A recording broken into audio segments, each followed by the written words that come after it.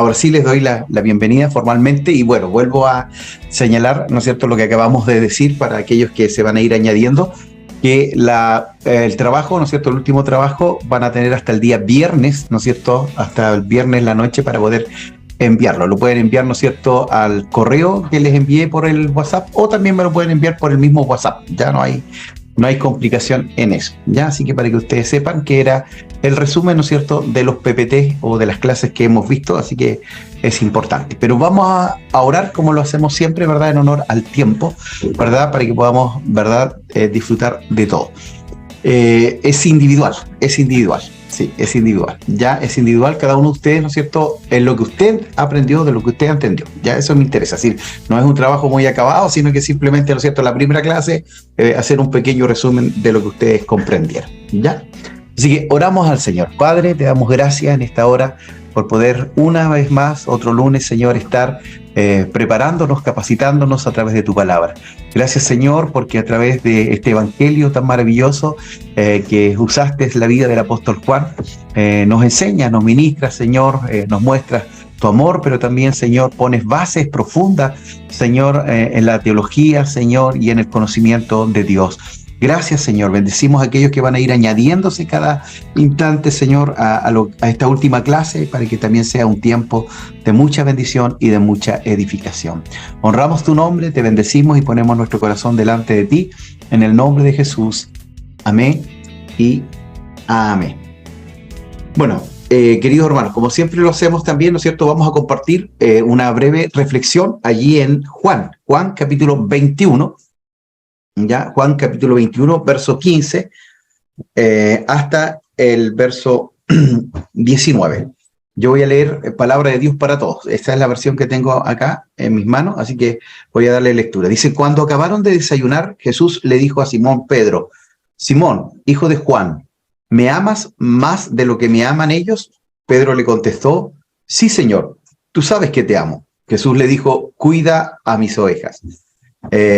Jesús le dijo por segunda vez: Simón, hijo de Juan, ¿me amas? Pedro le contestó: sí, Señor, tú sabes que te amo. Tú sabes que te amo. Jesús le dijo: cuida mis ovejas. Jesús le dijo por tercera vez: Simón, hijo de Juan, ¿me amas? Pedro se puso triste porque Jesús le había preguntado ya 3 veces si lo amaba. Entonces Pedro le dijo: Señor, tú lo sabes todo, sabes que te amo. Jesús le dijo: cuida a mis ovejas. Te digo la verdad, cuando eras joven te vestías solo e ibas a donde querías, pero cuando te vuelvas viejo, estirarás tus manos y alguien más te va a vestir. Después te llevará a donde no quieras ir. Él dijo esto para mostrar cómo iba a morir Pedro para dar honra a Dios. Después de decir esto, Jesús le dijo: sígueme. Bueno, el contexto, ¿no es cierto?, de este pasaje o de este capítulo es cuando el Señor Jesús, ¿no es cierto?, había muerto, había ya dado su vida en la cruz del Calvario. Y, ¿verdad?, algunos lo habían visto, otros, ¿no es cierto?, las mujeres ya habían dado fe de que había resucitado, pero a los mismos discípulos les costó aceptar, ¿verdad?, de que Jesús había resucitado. Ya, a pesar de que Él se lo había dicho, que Él se lo había señalado con anterioridad, aún en ellos había duda. Y es más, recuerden ustedes que cuando el Señor se le aparece a Pedro en la primera instancia, cuando él estaba pescando, habían estado toda la noche pescando y no habían pescado nada, y se produce allí un milagro, ¿no es cierto?, la pesca milagrosa, y el Señor le dice: Pedro, ven, porque ahora yo te haré pescador de hombres. Y nos encontramos en este capítulo como que si fuera lo mismo, pero en realidad es porque Pedro volvió atrás, pues volvió, ¿no es cierto?, a pescar. El Señor le había dado ya, ¿no es cierto?, un propósito, una dirección de que él tenía que ser pescador de hombres, pero él no entendió que Cristo tenía que resucitar, que tenía que morir y resucitar al tercer día, y se encontraba en esta situación, ¿no es cierto?, de volver nuevamente a, ¿no es cierto?, lo que él era antes de haber conocido al Señor. Entonces, aquí nos habla un poquito, ¿no es cierto?, de esta quizá decepción de los apóstoles o de los discípulos, ¿verdad?, que no entendieron nunca que el Señor tenía que padecer, como lo decía el libro de Isaías, ¿verdad?, como ese cordero que dio su vida allí en la cruz del Calvario, pero al tercer día él iba a resucitar. Entonces, el Señor, ¿no es cierto?, les aparece nuevamente allí, y yo me imagino a Pedro, ¿no es cierto?, recordando todo esto, ¿verdad? Recordando el tiempo, ¿verdad? Cuando él en algún momento también estaba pescando, no había pescado nada, y esta vez nuevamente se encuentra pescando y nuevamente no estaba pescando nada, ¿no es cierto? Y el Señor le dice, echa, ¿no es cierto?, la red a la derecha. Entonces, él tiene que haber dicho, wow, esta película la había visto antes, ¿no es cierto? Esto ya pasó antes, ¿verdad? Y yo me alejé del propósito de Dios, yo me alejé, ¿no es cierto?, del camino del Señor, porque pensé que él había muerto, que no era el Mesías que esperábamos, pero el Señor le sale al encuentro. Y aquí en este pasaje, ¿no es cierto?, le hace tres preguntas el Señor, y las tres preguntas, ¿no es cierto?, tienen que ver con este amor. Me recuerda, ¿no es cierto?, cuando también el Señor le dice, ¿no es cierto?, que Él va a ser entregado, que Él tiene que morir, y Pedro dice, ¿no es cierto?, Señor, todos estos huirán, pero yo daré mi vida por ti. Y bueno, el Señor le dice, mira, Pedro, antes que cante el gallo, tú me habrás negado 3 veces. Y cuando el gallo canta, ¿no es cierto?, él sale a llorar amargamente porque se dio cuenta que lo que él había prometido no había sido capaz de cumplirlo. Entonces acá el Señor, dicen algunos, ¿no es cierto?, por ahí, ¿no es cierto?, de la psicología, que él le hizo 3 preguntas, ¿no es cierto?, 3 veces las 3 negaciones, como para borrar esas 3 negaciones, pero donde yo quiero apuntar, queridos hermanos, es que en el original, ¿no es cierto?, en el griego, los griegos tienen muchas palabras, son muy ricos en palabras, en cambio nuestro castellano es muy limitado en las palabras. Entonces, aquí cuando habla de Jesús le dice, Pedro, ¿me amas? Pedro le responde, sí te amo, después Pedro, ¿me amas? Nuevamente, sí te amo, ¿verdad? Pero cuando uno va al original y va al griego, ahí hay una diferencia, ¿ya? Cuando Jesús hace la primera pregunta, le dice, Pedro, ¿me agapeas? ¿Ya? Y esta palabra ágape era el amor incondicional, era un amor que se daba, ¿no es cierto?, sin esperar nada a cambio. Si tú me amas o no me amas, yo te voy a seguir amando.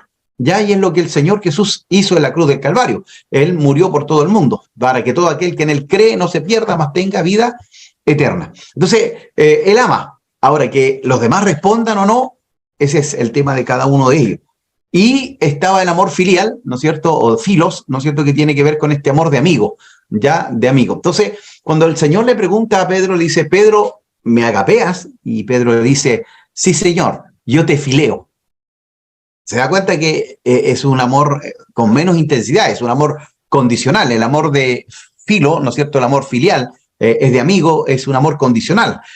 Probablemente usted, ¿no es cierto?, ha tenido amigos de la vida, que se llaman, ¿no es cierto?, pero también ha habido amigos que se han quebrado la relación porque el amigo no se portó bien, ¿no es cierto?, no respondió a nuestro cariño, no respondió a nuestro amor. Entonces, si tú me amas, yo te amo, pero si tú no me amas, yo no te amo. Entonces se corta esa relación. Entonces, el Señor le dice, Pedro, me agapeas, me amas con amor incondicional, ¿estarías dispuesto a dar tu vida por mí? Y Pedro dice, Señor, yo te fileo. Es decir, yo tengo un amor de amigo nada más. Todavía no me alcanza para ese amor ágape. El Señor nuevamente le dice, Pedro, me agapeas. Es decir, ¿tendrías ese amor incondicional? ¿Estarías dispuesto a morir por mí? Y Pedro, ¿no es cierto?, que ya sabía la lección, la había aprendido, ¿no es cierto?, ahora lo medita nuevamente y dice, Señor, yo te fileo. Solo tengo amor de amigo, no me alcanza para más. No sé si podría dar mi vida por ti. Ya te negué, ¿verdad? Estoy haciendo, ¿no es cierto?, una paráfrasis allí. Ya te negué una vez, no quiero volver a negarte, Señor, y decepcionarte. Entonces, la tercera vez que el Señor Jesús pregunta, ya no usa la palabra agapeo, sino que le dice, Pedro, ¿me fileas? Es decir, solo tienes amor de amigo. Por eso se pone triste Pedro, ¿ya? Porque él le dice, sí, Señor, solo te fileo, es decir, no me alcanza para el ágape, ¿ya? Entonces, cuando uno va ahí a esto, al original, obviamente, ¿no es cierto?, la connotación, la profundidad, la riqueza, ¿no es cierto?, la belleza de ese lenguaje, ¿no es cierto?, tan especial, ¿verdad? Y por eso es tan importante lo que ustedes están haciendo, queridos hermanos, ¿ya? Porque en esta preparación, en esta formación, ¿verdad?, ustedes van a ir aprendiendo principios importantes dentro de la hermenéutica, y dentro de la hermenéutica, que es la interpretación correcta de la escritura, tiene que ver igual con conocer un poquito del griego, un poquito del hebreo, ¿verdad? No somos expertos, pero sí poder, ¿no es cierto?, ir a un diccionario bíblico o a un diccionario, ¿no es cierto?, de griego, ¿verdad?, para que nos dé esta connotación. Los griegos tenían 7 palabras para la palabra amor, ¿verdad? Y nosotros solo decimos te amo te quiero, ya, y se nos acaban las palabras. Ya, en cambio, ellos tenían el amor, ¿no es cierto? Como decíamos recién, ágape, que era el amor incondicional, era el amor máximo, ¿verdad? Que era el amor de Dios, en realidad representaba el amor de Dios. Después estaba el amor eros, que es el amor, de ahí viene la palabra erótico, pero esta palabra eros estaba dentro del matrimonio, ¿ya? Entonces tampoco era malo el amor eros. El amor eros es el amor entre un esposo y una esposa, ¿ya? Entonces tenemos ya el amor ágape, tenemos el amor eros, que era el amor de pareja, tenemos el amor filial, de amigo, ¿ya? Que es distinto al amor entre un esposo y una esposa, ¿verdad? Que es distinto al amor de Dios. Y también estaba el amor storge. El amor storge tenía que ver con el amor de familia, es decir, el amor que tiene un esposo con una esposa no es el mismo amor que tiene hacia el hijo o del hijo hacia el padre. ¿Se da cuenta? Porque si el padre tiene un amor eros hacia su hijo, eso es perversión. ¿Ya? Eso está fuera, ¿no es cierto?, del marco bíblico o natural, ¿ya? Pero sí a la esposa y el esposo, ¿no es cierto? Ahí está bien el amor eros, pero no entre un hijo y una madre, no entre un padre y una hija. ¿Se da cuenta? Entonces, por eso estaba el otro amor, el amor storge, que tenía que ver con ese amor. Estaba el amor hacia los dioses, estaba el amor también, ¿no es cierto?, a las autoridades. Entonces tenía muchas palabras griegas para la palabra amor. Entonces, cuando nosotros hacemos esta hermenéutica, ¿no es cierto?, esta interpretación, igual nos ayuda bastante, ¿no es cierto?, ir a algunas palabras clave y quizás buscarlas, ¿no es cierto?, allí en un diccionario. ¿Para qué? Para que nos dé esta riqueza, ¿verdad?, de este juego, porque cuando dice, Pedro, ¿me amas? Y él dice, sí, te amo. Pedro, ¿me amas? Sí, te amo. Pedro, ¿me amas? Sí, te amo, y se pone triste. Entonces uno dice, ¿pero por qué? ¿Por qué se puso triste? Pero cuando uno ve que, ¿no es cierto?, el Señor le dice, ¿me agapeas? Y él le dice, te fileo, me agapeas, te fileo, y después el Señor dice, Pedro, ¿solo me fileas? Y ahí Pedro dice, sí, Señor, solo te fileo, no me alcanza para más. ¿Ya? Entonces ahí se da cuenta uno, wow, bajó el nivel del amor, ¿no es cierto? Y ahí le dolió a Pedro, ¿no es cierto? Pero también él aprendió la lección. Antes era como muy, ¿no es cierto?, impulsivo, Señor, mi vida daré por ti, y el Señor le dijo, Pedro, me vas a negar, así que no lo digas, no lo hagas. ¿Ya?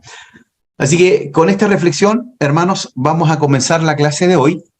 Así que yo les pasé un videíto la semana pasada, y ese videíto, ¿no es cierto?, tenía el Evangelio de Juan, pero tenía, perdón, vamos aquí de nuevo, hasta el capítulo 12, ¿ya? Entonces, este otro que les voy a compartir ahora para empezar la clase, ya tiene que ver, ¿verdad?, con los otros capítulos del Evangelio de Juan. Así que espero, ¿no es cierto?, que ahí puedan escuchar. Evangelio según Juan.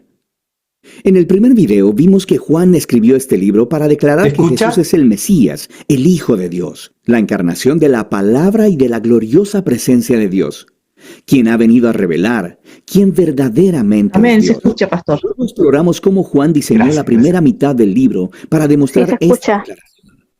Jesús hizo señales milagrosas y declaraciones grandiosas acerca de sí mismo, de que Él es la realidad a la que toda la historia de Israel apunta.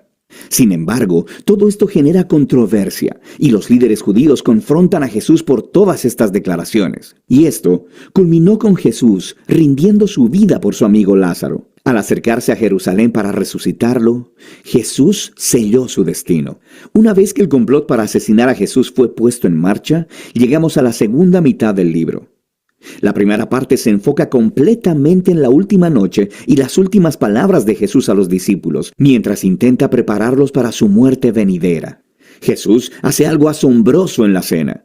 Toma el rol de un sirviente común, arrodillándose para lavar los pies sucios de los discípulos, algo que en su cultura un rabí superior jamás haría por sus discípulos. Y Jesús dice que este es un símbolo del propósito de toda su vida, revelar la verdadera naturaleza de Dios como un ser de amor sacrificial, y también como un símbolo de lo que Jesús está a punto de hacer al convertirse en un siervo y entregar su vida muriendo por los pecados del mundo. Esta acción le lleva a su gran mandamiento a los discípulos, que deben seguirle amándose los unos a los otros como Él los amó. Los actos de generosidad amorosa deben ser la marca de los discípulos de Jesús. Esto es lo que le mostrará al mundo quién es Jesús y por lo tanto, quién es Dios. A partir de aquí, Jesús empieza un largo discurso que concluye con una oración, y encontrarás que todo el conjunto es unificado por algunos temas recurrentes. Jesús dice una y otra vez que Él se irá, lo cual entristece a los discípulos, pero Jesús les dice que es lo mejor, porque eso significa que Él enviará al Espíritu, también conocido como el Consolador. Como humano, Jesús solo puede estar en un lugar a la vez. Pero el Espíritu puede ser la presencia divina y personal de Jesús en cualquier lugar y en cualquier momento. Y Jesús dice que el Espíritu hará varias cosas. Así que recuerda que para Juan, la deidad del único Dios consiste en esa relación de amor única entre el Padre y el Hijo. Jesús dice, el Espíritu es esa presencia personal de amor que vendrá a vivir en su pueblo y que los atraerá hacia el amor entre el Padre y el Hijo. Y así Jesús dice que sus discípulos son aquellos que permanecen en ese amor divino, así como los pámpanos están conectados a la vid. Él está aquí describiendo cómo el amor personal de Dios puede permear la vida de una persona, sanándola, transformándola y renovándola. Y hay más.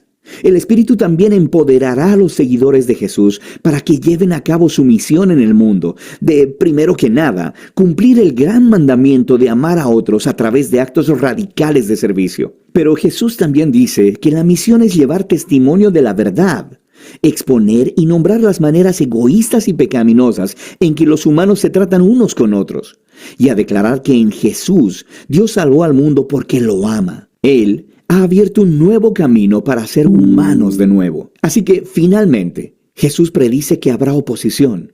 Justo como los líderes judíos lo rechazaron a Él, sus seguidores serán perseguidos. Pero les dice que no teman, porque Él ya ha conquistado y vencido al mundo. Ahora, ¿qué quiere decir Jesús cuando dice que ha vencido? Él no lo dice, pero esto nos lleva a la última sección del libro, donde Juan nos muestra cómo luce la victoria al estilo de Jesús.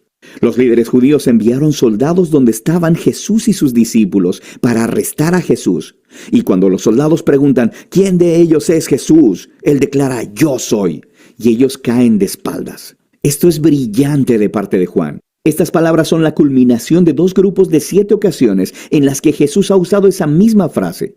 Y todo esto resalta una de las declaraciones centrales de Juan acerca de Jesús. La palabra yo soy, o en griego, ego eimi, son la traducción del griego al hebreo del nombre personal del Dios del pacto que le reveló a Moisés en Éxodo 3. También se repitió muchas veces en Isaías, y Juan ha colocado estratégicamente 7 momentos en su narración donde Jesús dice, yo soy, seguido de alguna declaración asombrosa. Yo soy el pan de vida. Yo soy la luz del mundo, la puerta de las ovejas, el buen pastor, la resurrección, el camino, la verdad y la vida.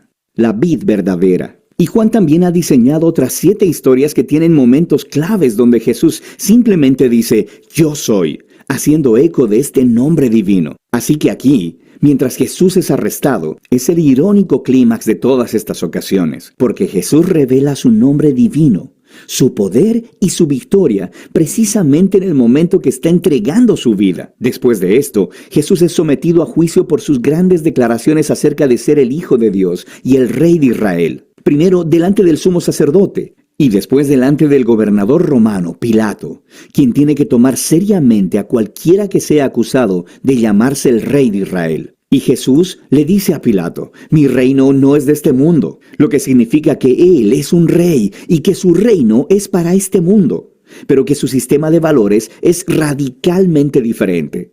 Su redefinición del poder y la grandeza no se procede de este mundo. Más bien, estos valores se definen por el carácter de Dios que Jesús ha revelado a través de su reino, que opera inverso a los otros reinos, que es personificado por la cruz. Es el lugar donde el verdadero rey del mundo conquista el pecado y la maldad al dejar que éstos lo golpeen. Y Jesús obtiene la victoria sobre el mundo a través de un acto de amor sacrificial. Después de esto, el cuerpo de Jesús es colocado en una tumba que luego es sellada. Y en el primer día de la semana, María y luego el resto de los discípulos descubren que la tumba está extrañamente abierta y vacía. Luego María, de repente, se encuentra con Jesús. Él está vivo. Resucitó de entre los muertos. Ahora, la resurrección de Jesús se conecta con otro patrón de 7 en el Evangelio de Juan. Regresando a la boda en Caná, cuando Jesús convirtió el agua en vino, Juan nos dijo que esa era la primera señal de Jesús. Él también identificó la segunda señal, la sanidad del niño enfermo en el capítulo 4. Pero después de esto, Juan te deja que lleves la cuenta. Y si lo has hecho, habrás notado que la sexta señal fue la resurrección de Lázaro, la cual Jesús hizo a costa de su propia vida. Así que todas las señales apuntaban hacia esta séptima señal, la más grande de todas, en la culminación de la historia, la propia resurrección de Jesús. Esta demuestra la declaración de Jesús de que es el Hijo de Dios, el autor de toda vida, cuyo amor ha conquistado a la misma muerte. Después de la tumba vacía, Jesús se reúne con todos los discípulos y los comisiona, enviando al Espíritu como Él lo había prometido, para que ahora la misión que Él recibió de su Padre pueda continuar a través de ellos. Después de esto, el libro concluye con un epílogo que describe la misión continua en el mundo de los discípulos de Jesús. Algunos de ellos están pescando y no están capturando nada. Entonces Jesús se les aparece en la costa, pero ellos no lo reconocen, y Él les dice que echen su red al otro lado del bote. Y cuando le obedecen, capturan muchos peces, y es solo entonces que le reconocen como Jesús. Aquí Jesús está ofreciendo una imagen del discipulado que Él ordena. Sus seguidores serán más efectivos en el mundo cuando su enfoque no sea en el trabajo como tal, sino simplemente en escuchar la voz de Jesús y obedecerle cuando Él les hable. Entonces es cuando ellos verdaderamente le verán obrando en sus vidas. Después de esto, Jesús habla con Pedro y lo comisiona como un líder especial en el movimiento de Jesús, indicando que él también daría su vida un día. Pero en contraste con Pedro, los últimos momentos de la historia se enfocan en el autor de este evangelio, el discípulo al que Jesús amaba. Y a diferencia de Pedro, su trabajo no era dirigir el movimiento de Jesús, sino más bien dedicar su larga vida a llevar el testimonio de Jesús, para que otros creyeran en él. Y eso es justamente lo que ha hecho aquí, al escribir esta asombrosa historia acerca de Jesús, el Mesías, el Hijo de Dios. Y de eso es que se trata el Evangelio de Juan.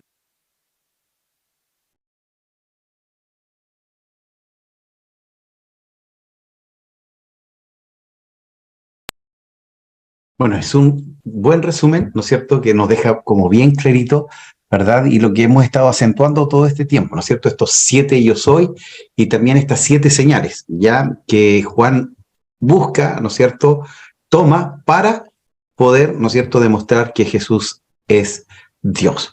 Así que hoy, queridos hermanos, tenemos que terminar, ¿no es cierto?, ya con lo que nos corresponde. Así que vamos a ir, ¿verdad?, allí al PPT que nos está quedando.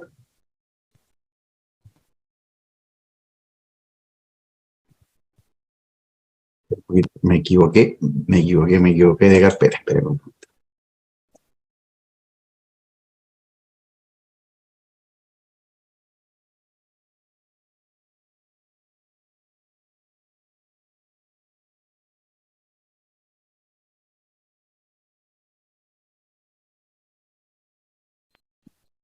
Esta sí, esta era la carpeta correcta, está en otra materia. Ya. Entonces, queridos hermanos, hemos estado viendo, ¿no es cierto?, todo lo que tiene que ver con el Evangelio de Juan. Ya vimos su autor, su propósito, ¿verdad?, la diferencia con los evangelios sinópticos. Tuvimos el primer trabajo con respecto, ¿no es cierto?, al logos, ¿no es cierto?, la palabra, el logos, ¿no es cierto?, que toma del concepto griego y también, ¿no es cierto?, del concepto hebreo. Ya el periodo, ¿no es cierto?, que fue el último evangelio en ser escrito, aproximadamente el año 95, que fue escrito, ¿no es cierto?, para todos, por eso se llama evangelio, ¿no es cierto?, universal. Y también, ¿no es cierto?, vimos acá el propósito, el contenido, algún resumen y algunas cosas importantes, ¿verdad?, cómo muestra y cómo se desplaza el Señor desde Galilea hasta Judea. Ya esto también lo vimos, ¿no es cierto?, los temas importantes, que Jesús es Dios, que Jesús es el Mesías, que debemos elegir entre creer o no creer, porque Él toma estas, ¿no es cierto?, 7 yo soy, estas 7 señales para confrontarnos, ¿no es cierto?, a poder tener una respuesta al creer o no creer, y también, ¿no es cierto?, grandes eventos que fueron ahí, ¿no es cierto?, narrados, ya pasajes importantes, algunas peculiaridades con respecto que solo aparecían en Juan, los retos de interpretación también ya los vimos, temas históricos y teológicos también lo vimos, ¿verdad?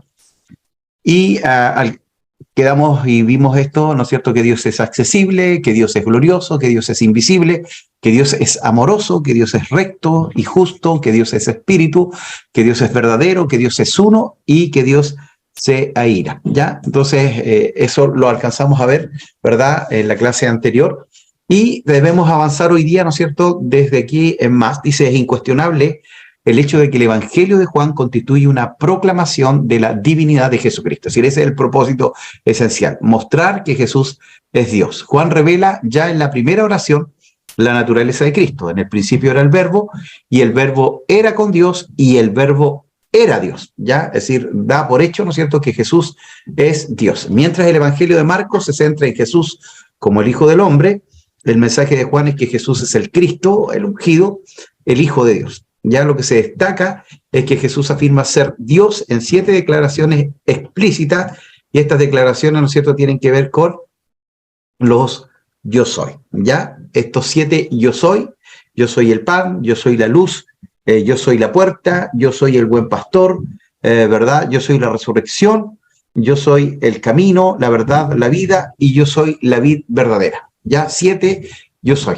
¿Ya? Es decir, yo soy la luz, pero el yo soy tenía que ver con este yo soy el que soy, que estaba, ¿no es cierto?, allí en Éxodo capítulo 3, cuando se le aparece a Moisés, ¿verdad? Y Moisés le dice, bueno, ¿en qué nombre tengo que ir a sacar al pueblo? Y él le dice, bueno, en el yo soy, o en el tetragramón, que también lo señalábamos, Y, W, B, ¿no es cierto?, H, que no tiene vocales, entonces era impronunciable, ¿ya? Y el concepto, ¿no es cierto?, para los hebreos era yo soy el que tú quieras que sea, es decir, Dios se manifestaba de acuerdo a la necesidad que tenía, ¿no es cierto?, en este caso el profeta o el patriarca de Israel. Entonces, si necesitaba a alguien que lo sanara, Dios se manifestaba como Jehová Rafa, el sanador. Si necesitaba que Dios proveyera, se manifestaba como Jehová Jireh. Entonces, yo seré el que tú quieres que sea, pero también tenía otra connotación. Yo soy el que soy también significaba el Dios de existencia propia, que no necesita de nada ni de nadie para existir. Ya él siempre fue, ya. Entonces, él no fue creado, él no nació, él es, ya siempre fue y siempre será, ya. Entonces, estos yo soy, en realidad estaban señalando esto, ya, y muy bien lo sabían los judíos, ¿no es cierto?, porque esta era una palabra, ¿verdad?, que después, con el concepto Adonai, ya que los judíos, ¿no es cierto?, como Yahvé o Jehová era muy sagrado, el tetragramón, ¿no es cierto?, era muy sagrado, ellos ponían Adonai, Adonai, Dios todopoderoso, ¿ya? Y después, ¿no es cierto?, sacaron las letras o las vocales de Adonai y se las pusieron a este tetragramón y se formó la palabra Jehová, ¿ya? Ahí se formó la palabra Jehová, ¿ya? Es tetragramón, ya esa es la palabra, ¿verdad?, allí original de este concepto, ¿verdad?, que no tenía vocales, ya no, en nuestras Biblias siempre aparece Jehová, ¿verdad?, pero en realidad era ese tetragramón, ¿ya? Así que para que ustedes lo tengan claro, con este yo soy, en realidad Juan estaba diciéndole ese mismo Dios que se le apareció a Moisés. Ustedes saben que para los judíos, lo cierto, estaba Abraham, estaba Moisés como los grandes estadistas o como los grandes patriarcas de Israel. Entonces, ese Dios es el que se le está apareciendo a ustedes aquí a través de el Señor Jesucristo, ¿ya? Ahora vamos un poquito, ¿no es cierto?, a meternos un poquito sobre la teología juanina. Ya, mire, con respecto a la teología juanina, ¿no es cierto?, cuando hablamos de teología, es, ¿no es cierto?, lo que dice Juan de Dios y de algunas doctrinas importantes, del Espíritu Santo, de la salvación, del pecado, ¿ya? Ahora, cuando se estudia la teología juanina, en realidad, ¿no es cierto?, nosotros lo estamos viendo solamente en el Evangelio de Juan, pero la teología juanina abarca Juan, el Evangelio de Juan, primera, segunda, tercera de Juan y el libro de Apocalipsis. ¿ya? De todos esos libros nosotros podemos sacar teología. Entonces ustedes se van a dar cuenta aquí que a veces nombramos primera, segunda, tercera de Juan o nombramos Apocalipsis, pero nuestro énfasis está centrado solo en el Evangelio de Juan, solo en el Evangelio de Juan, ¿ya? Entonces acá dice las epístolas de Juan son diferentes a las otras epístolas generales, ya la primera es una homilía doctrinal, aquí está hablando de primera, segunda, tercera de Juan, ya vimos, ¿no es cierto?, el Evangelio. Mientras las otras son cartas privadas a individuos. Entonces, la primera carta de Juan, le escribe a todo, ¿no es cierto?, a una iglesia, pero segunda y tercera son a personas, ¿no es cierto?, como personales o particulares, ¿ya? Entonces, esta primera de Juan corrige herejías y afirma las cualidades de la vida cristiana. Entonces vamos a tocar un poquito de estos libros, ¿no es cierto?, aunque no nos compete, pero para que ustedes también, ¿no es cierto?, porque están enlazados, fue el mismo autor, ¿ya? Entonces dice, la primera epístola fue escrita para corregir herejías y afirmar las cualidades de la vida cristiana. Ya nace la iglesia y lamentablemente junto con que nace la iglesia también nacen los falsos maestros y las falsas enseñanzas. Por eso había que construir, ¿no es cierto?, un esquema teológico y doctrinal. Y en eso las cartas, ¿no es cierto?, tanto los evangelios como las epístolas de Pablo y como las epístolas generales, ponen, ¿no es cierto?, esta base y este fundamento en contra de las doctrinas heréticas, en contra de las enseñanzas heréticas, ¿ya? Entonces fue escrita, dice, para desenmascarar a los falsos maestros, para limpiar a la iglesia de las enseñanzas gnósticas, ya el gnosticismo lo vimos también, ¿verdad?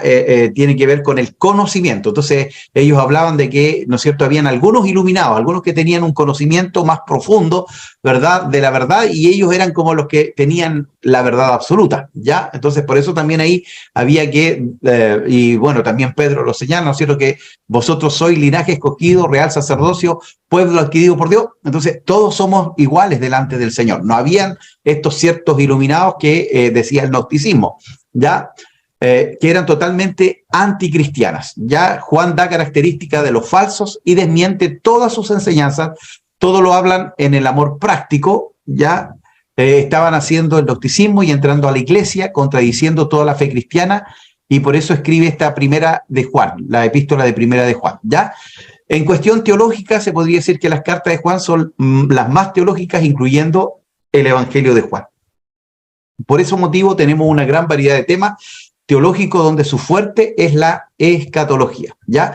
Entonces, dentro de las cartas que escribe el apóstol Juan, siempre hubo teologías, siempre hubo una enseñanza profunda, ¿ya? Y lo hemos visto ya aquí en el Evangelio de Juan, pero ahora vamos a ahondar un poquito más ya con esto. La cristología, que tiene que ver, ¿no es cierto?, con el estudio de Cristo, con el estudio de Jesús, ¿no es cierto?, del Mesías. A lo largo de los escritos de Juan no es una buena cantidad de atención que se presta a la cristología, ¿ya?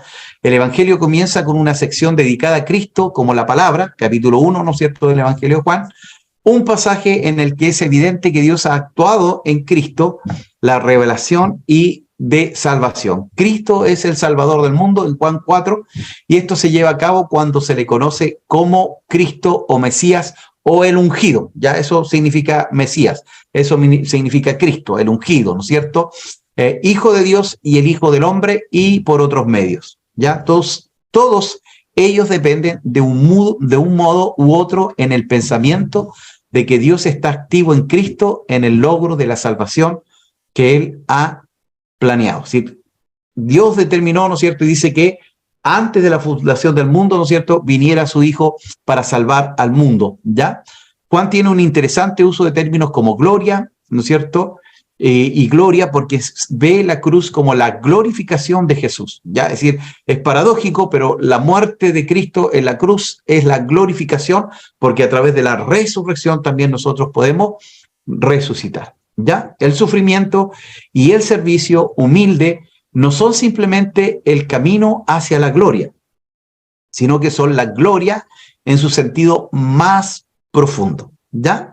Entonces, el sufrimiento, ¿verdad?, tiene que ver con esto, ¿no es cierto?, de que allí se manifestó la gloria de Dios, ¿ya? Porque el Dios eterno que se hace hombre, ¿no es cierto?, en encarnación, ¿no es cierto?, en la encarnación, ¿ya?, tiene que ver con esto también, con que Él sufrió en carne propia, ¿no es cierto?, el dolor, la vergüenza los golpes, ¿verdad? Y aún la muerte, ¿no es cierto? Y la muerte en la cruz, ¿ya?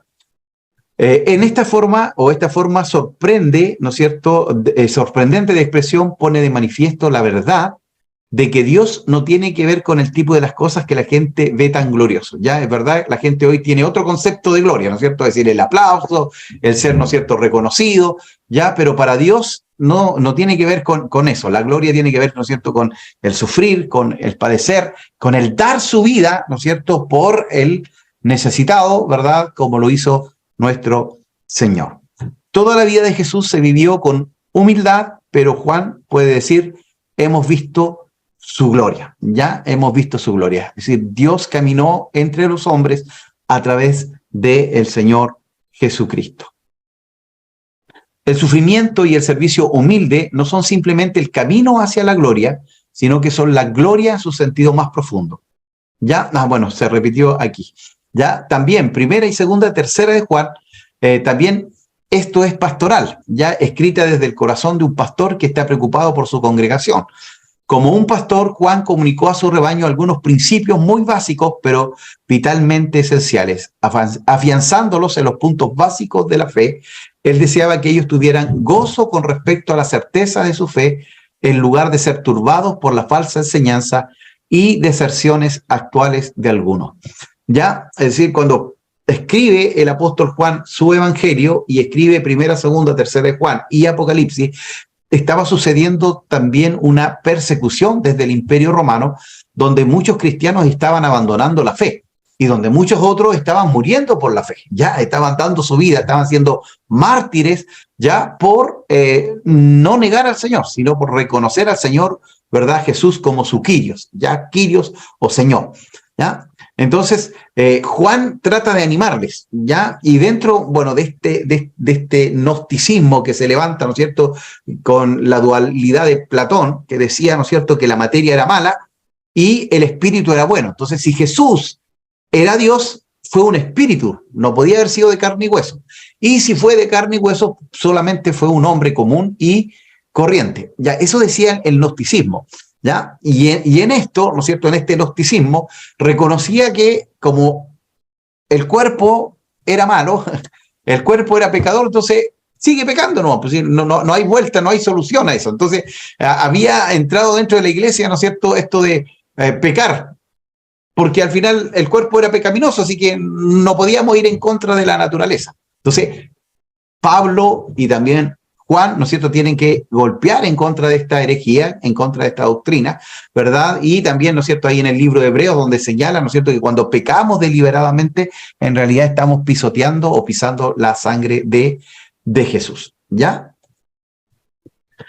Dentro de las doctrinas también, ¿no es cierto?, aparte de la cristología, está la doctrina de la amartología. Amartología tiene que ver, ¿no es cierto?, con el pecado, ¿ya? La doctrina del pecado, ¿ya?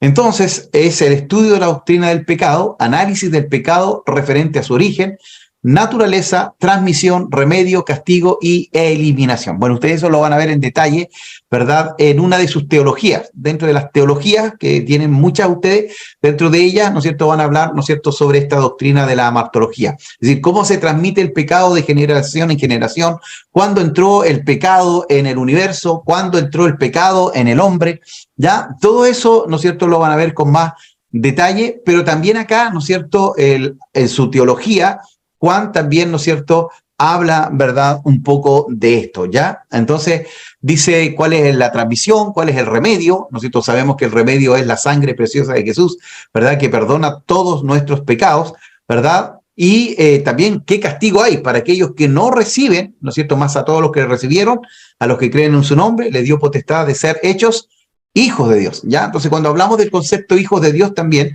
¿verdad?, hay dos conceptos: hijos de Dios por creación. Si es por creación, todos son hijos de Dios, ya, todos, crean o no crean, todos son hijos de Dios. Pero cuando hablamos, ¿no es cierto?, de hijo de Dios por redención, solamente aquellos que han recibido a Cristo en su corazón.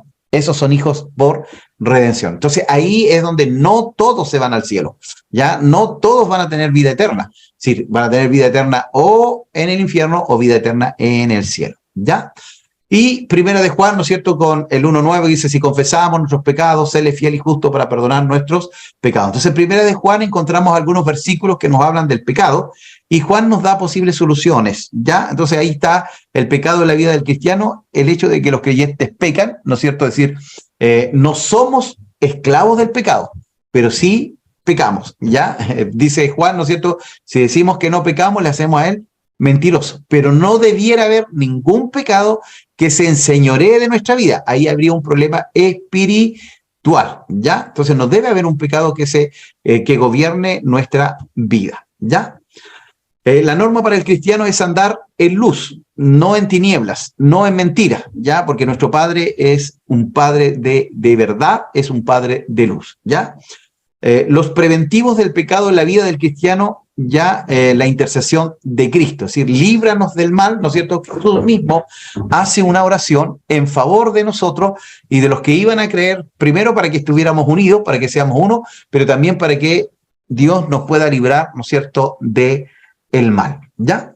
La morada del Espíritu Santo en Juan 7, ¿no es cierto? También ahí, bueno, vamos a ver que también hay una doctrina del Espíritu Santo, ¿ya? Es decir, tener al Espíritu también nos ayuda, ¿no es cierto?, para no pecar, porque el Espíritu Santo vino a regenerar, a cambiar nuestra vida, ¿no es cierto?, sacar lo malo, el pecado, y estamos en un proceso.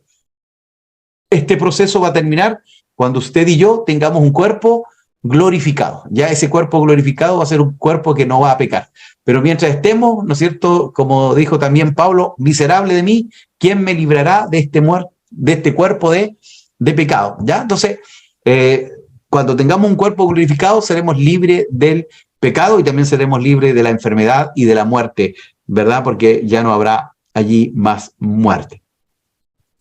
Tenemos ahí también los castigos por el pecado en la vida de un cristiano, ¿no es cierto? Cuando usted peca, ¿no es cierto?, nos vamos separando de Dios, ya, porque el pecado nos aparta, nos aleja, ¿no es cierto?, del propósito de nuestro Dios, ya, perdemos comunión, intimidad con el Señor, y el remedio del pecado para la vida de un cristiano es la confesión. Si confesamos nuestros pecados, Él es fiel y justo para perdonar nuestros pecados y limpiarnos de toda nuestra maldad, ¿ya?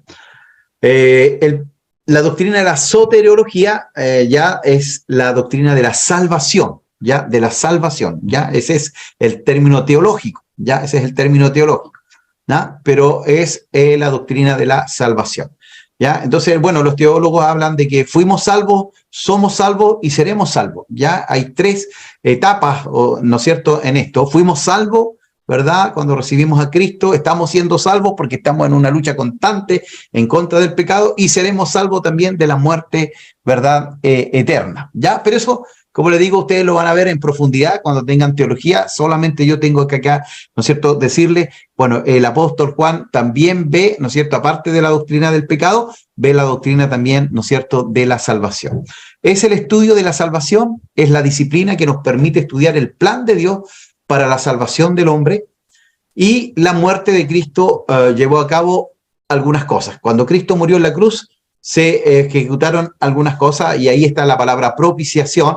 Bueno, tenemos redención también, expiación, son palabras que están especialmente ahí en Romanos, ya en Romanos. Pero, ¿qué significa? La muerte de Cristo llevó a cabo la propiciación. Dios queda satisfecho con la muerte de Cristo por el pecado. Entonces, la paga del pecado es muerte, más la dádiva de Dios es vida eterna en Cristo Jesús. El hecho de que usted sea perdonado, de que usted sea justificado, ¿no es cierto?, declarado justo delante del Señor, no significa que Dios pasó por alto nuestros pecados, ¿no es cierto? Y se hizo, como se dice, se tapó los ojos y dijo, ya, pasaron. No. Alguien pagó esa culpa, alguien pagó, ¿no es cierto?, el dolor, la aflicción, el juicio, y ese fue el Señor Jesucristo, ¿ya? Entonces, Dios pudo satisfacer su justicia, porque Dios es justo, ¿ya? Entonces, Jesús pagó por tus pecados y por mis pecados en la cruz del Calvario, ¿ya? Entonces, la propiciación abarca los pecados de todo el mundo, ya fue reconciliado por Dios y con Dios a través de el Señor Jesucristo. Pero ojo, esto es para aquellos que reciben y aceptan este regalo, ¿Ya? Entonces tampoco es como algunos hoy, porque hay muchas doctrinas, muchas teologías que andan por ahí diciendo, ¿no es cierto? No, Dios es un Dios de amor y como es amor nos va a perdonar a todos, así que todos nos vamos a ir al cielo, ¿ya? Entonces no, también tiene que ser satisfecha, ¿no es cierto?, su justicia, y eso es para aquellos que recibieron a Cristo como su Salvador y como su Señor, ¿ya? También esto, ¿no es cierto?, significa que va a haber una base para el juicio de Satanás y sus huestes, porque bueno, de ahí nace, ¿no es cierto?, el pecado universal, ¿ya? ¿Verdad? Este querubín que estaba cerca de Dios, quiere ser como Dios, ¿no es cierto? Y con esto, ¿verdad? Él hace una rebelión en el cielo y él es echado, ¿no es cierto?, como un rayo, cayó, dice, ¿no es cierto?, la Escritura, y cayó aproximadamente, en Apocalipsis dice, ¿no es cierto?, como la tercera parte de los ángeles, un tercio de los ángeles, con él, que son parte, ¿no es cierto?, de estas huestes de maldad o de espíritus demoníacos, ¿no es cierto?, que se están moviendo ahí en las regiones celestes. ¿Ya? Entonces, también que haya salvación para el hombre, también, ¿no es cierto?, va a haber una base para, ¿no es cierto?, condenar, en este caso, a Satanás y a todos sus potestades y principados. Por medio de la muerte de Cristo y su resurrección, tenemos a Jesús intercediendo siempre para ayudarnos ante el Padre. Ya, Primera de Juan dice, ¿no es cierto?, también lo mismo, que Él intercede por nosotros, ¿verdad?, para que no sigamos pecando, para que no sigamos fallando. También otras doctrinas, ¿no es cierto?, otras partes dentro de la teología de Juan es la neumatología, que tiene que ver con el estudio del Espíritu Santo, ¿ya? Estudia la tercera persona de la Trinidad, conocido como el Espíritu Santo, ¿ya? Así como muestra, ¿no es cierto?, Juan, que Jesús es Dios, también señala, ¿no es cierto?, en su teología que el Espíritu Santo es Dios. Por eso hablamos de un Dios que tiene tres personalidades, Padre, Hijo y Espíritu Santo, pero un solo Dios, ¿ya? La deidad del Espíritu Santo la manifiesta con nombres que relacionan al Espíritu de forma análoga con las otras personas de la Trinidad. Y yo rogaré al Padre y os dará otro consolador para que esté con vosotros para siempre. Entonces, Jesús, el Padre y el Espíritu Santo están en el mismo nivel de autoridad, ¿ya? Porque son uno, ¿ya? También, ¿no es cierto?, son atribuidas al Espíritu ciertas obras que solo Dios puede hacer, como que convencer al hombre de pecado, regenerar, ¿no es cierto?, que tiene que ver con esa obra. Desde que recibimos a Cristo en nuestro corazón, viene el Espíritu Santo, ¿no es cierto?, y va cambiando esta vieja naturaleza de pecado, ¿no es cierto?, y va transformándonos, Señor, en hombres y mujeres de Dios, ya con el carácter de Cristo en nuestras vidas. Y también, ¿no es cierto?, esta función maravillosa que es consolar, ya el consolador o el paracleto, ¿no es cierto?, que era la figura de un abogado o de una persona importante en el tiempo, ¿no es cierto?, de los romanos. Usted tenía un juicio con otra persona, entonces ahí usted buscaba un paracleto. Estas doctrinas ustedes las van a ver en profundidad en teología. Ya la primera teología que estaban viendo tenía que ver con la Biblia nada más, después viene Dios, después vienen los nombres de Dios, los atributos de Dios, después viene la Trinidad, después viene Cristo, después viene el pecado, la salvación, ángeles. Las teologías son muchas, pero las van a ver ustedes con profundidad, ¿ya? Entonces, el consolador era el paracleto. Entonces, cuando usted tenía un juicio, usted tenía que buscar a una persona importante, ¿ya?, y que se ganara al lado suyo. Entonces, esa persona, podemos decir, no sé, pues hoy día quizá el presidente, el alcalde, ¿no es cierto? Usted decía, alcalde, gánese al lado mío, y para que usted dé fe de que, ¿no es cierto?, yo estoy diciendo la verdad. Entonces, esa figura es la que habla el apóstol Juan en el Evangelio del Espíritu Santo. Dice, Él va a ser tu paracleto, Él va a ser tu consolador, el que va a estar al lado tuyo, ¿no es cierto?, para ayudarte, para fortalecerte, para animarte, ¿ya? Así que es tremendo, ¿no es cierto?, también la obra del Espíritu Santo, ¿verdad?, en el Evangelio de Juan, ¿ya? Entonces ahí tenemos esta doctrina y ustedes también, bueno, la van a ver, ¿no es cierto?, en una de sus teologías, porque estuve mirando el plan de curso de ustedes y hay como 10 teologías, ¿ya? Entonces van a ver en profundidad todos estos, ¿ya? También aparecen, ¿no es cierto?, algunas ilustraciones del Espíritu Santo, ¿verdad? Hay canciones que se han hecho, ¿no es cierto?, alusivas a estas ilustraciones que tienen que ver con, ¿no es cierto?, en Juan 1:32, la paloma, ¿no es cierto?, cuando Jesús está allí y se es bautizado, el aceite, ¿no es cierto?, como símbolo también del Espíritu Santo, el agua, bueno, la paloma, ¿no es cierto?, como un ente de paz, como un ente, ¿no es cierto?, también de que viene la presencia de Dios sobre la persona, el aceite que tenía, ¿no es cierto?, una acción sanadora, purificadora y también una acción de dedicar a alguien, de separar a alguien, ¿no es cierto?, para la obra del Señor, para los sacerdotes, para los reyes, ¿no es cierto?, se usaba aceite, ¿no es cierto?, se les ungía con aceite, el agua, ¿no es cierto?, ustedes ya están limpios por la palabra o por el agua, la palabra limpia, la palabra purifica, ¿no es cierto?, la palabra va lavando, ¿no es cierto?, todos nuestros pecados también, es decir, hay un poder en este concepto de agua, de limpieza, de purificación, que hace el Espíritu Santo también en nuestras vidas.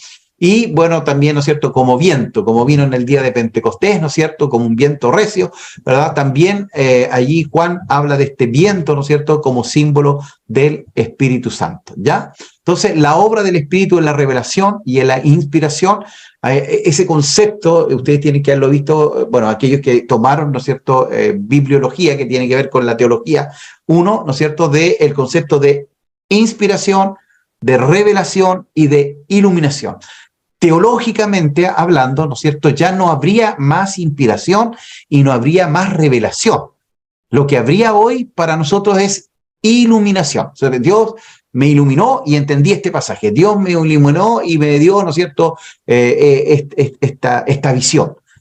¿Por qué? Porque si hablamos teológicamente, ¿no es cierto?, tanto la inspiración como la revelación tenían, ¿no es cierto?, esta capacidad de tomar al hombre, al apóstol o al profeta en el Antiguo Testamento e inspirarlos para escribir, inspirarlos, soplados, ¿no es cierto?, y guardarlos del error. Entonces, por eso dice, toda la Escritura es inspirada por Dios. Entonces, ya no habría inspiración. Ahora, yo entiendo, ¿no es cierto?, cuando un hermano dice, Dios me inspiró y hice esta canción.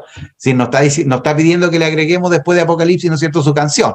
Pero teológicamente, en realidad, sería, Dios me iluminó. ¿Ya? Eso sería más teológico, ¿ya? Pero usted, ¿no es cierto?, va a entender eso. Igual, Dios me reveló.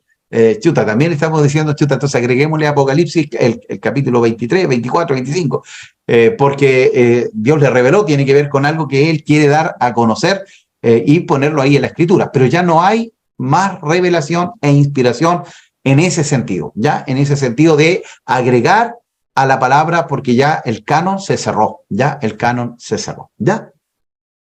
La obra del Espíritu Santo en la vida de Cristo también, ¿no es cierto? Jesús, a pesar de ser Dios, de ser el Hijo de Dios, no actuaba, ¿no es cierto?, solo, siempre oraba para entender la voluntad del Padre y también, ¿no es cierto?, siempre estuvo allí con la obra del Espíritu Santo, ¿ya? Entonces, la obra del Espíritu Santo está allí en Juan 1, en la vida de Jesús, y Cristo fue sellado también con el Espíritu Santo, así como nosotros también hemos sido sellados por el Espíritu, ¿no es cierto?, cuando recibimos a Cristo en nuestro corazón. Ahora, la obra del Espíritu Santo es la salvación, porque el Espíritu Santo convence, ¿no es cierto?, de pecado, de justicia y de juicio. Ya tiene que ver con esto, ¿verdad?, de que Él es el que convence. Ya convencer significa colocar en una luz clara delante de un inconverso la verdad del Evangelio. A veces nosotros queremos hacer la obra del Espíritu, ya queremos convencer a la gente que se vuelva al Señor, pero la obra la hace el Espíritu del Señor. Ya Él es el que toca el corazón. Usted predique, ¿no es cierto?, y si el Señor lo usa, amén, pero no obliguemos a la gente. A veces vemos a algunos ahí poco menos apretándole el cogote al inconverso, ¿cierto?, para que reciba el Señor, pero es el Espíritu el que tiene que convertir a la persona, ya al hombre. Él es el que convence de pecado, ¿ya? Entonces dice, convencer significa colocar en una luz clara delante de un inconverso la verdad del Evangelio. Y creo que usted y yo hemos sido testigos de eso. Es decir, no entendíamos nada, no sabíamos nada de Dios y de repente la luz de Cristo a través del Espíritu vino, ¿no es cierto? Y nos dimos cuenta que éramos pecadores, sentimos dolor por el pecado, antes pecábamos, ¿no es cierto? Y no nos daba lo mismo, pero ahí nos dimos cuenta, ¿no es cierto?, que estábamos lejos de Dios, apartados de Dios y que estábamos condenados. Pero vino, ¿no es cierto?, la obra del Espíritu Santo y nos convenció de que éramos pecadores y que necesitábamos a Dios, ¿ya? Otra obra en la salvación es la regeneración, ¿ya?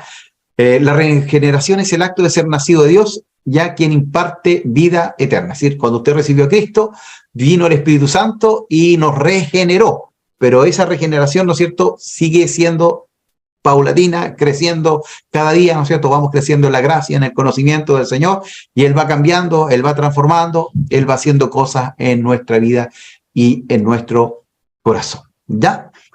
Después dice, permanencia de la habitación, ¿ya? Y yo rogaré al Padre y os dará otro consolador para que esté con vosotros para siempre, ¿ya?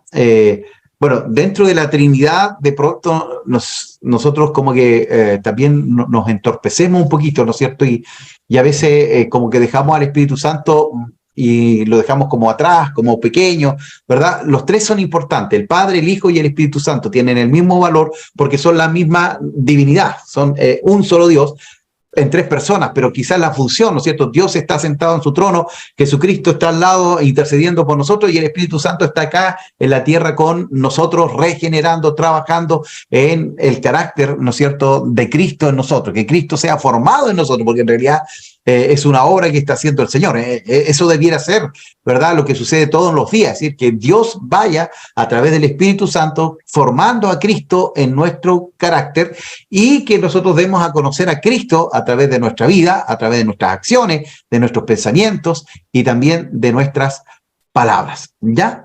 Entonces, Él permanece en nosotros, hermanos, y también, ¿no es cierto?, hay pasajes que señalan, ¿no es cierto?, que podemos entristecer al Espíritu y que también, ¿verdad?, podemos apagarlo, ¿ya? Entonces hay que tener mucho cuidado, el Espíritu Santo es muy caballero, ¿verdad? Sí, es una obra santificación, más que santidad, santificación, ¿ya? Porque cuando usted recibió a Cristo, usted fue declarado santo, aunque usted no era muy santo, ni yo tampoco, ¿verdad? Pero fuimos declarados santos, ¿verdad? Es decir, cuando usted lee 1 Corintios, dice a los santos que están en Corinto. Cuando usted lee a los santos que están en Corinto, los santos que están en Corinto se embriagaban en la cena del Señor, ¿verdad? En el ágape, que era compartir los alimentos, el rico llegaba con un pavo y el pobre con un pan, y el rico no le compartía al pobre.